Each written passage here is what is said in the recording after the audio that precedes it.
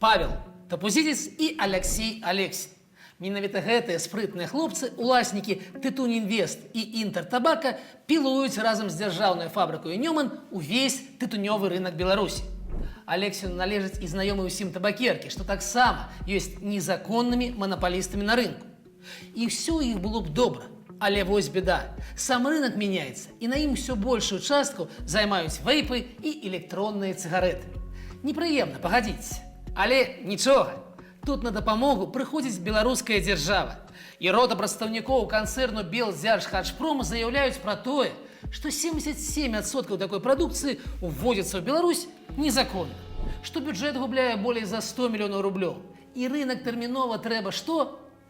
Падрэгуляваць. Як? Ну, напрыклад, дазволіць увоз і гандаль такой прадукцыі толькі арганізацыям, што валодаюць уласнай раздробнай сеткай.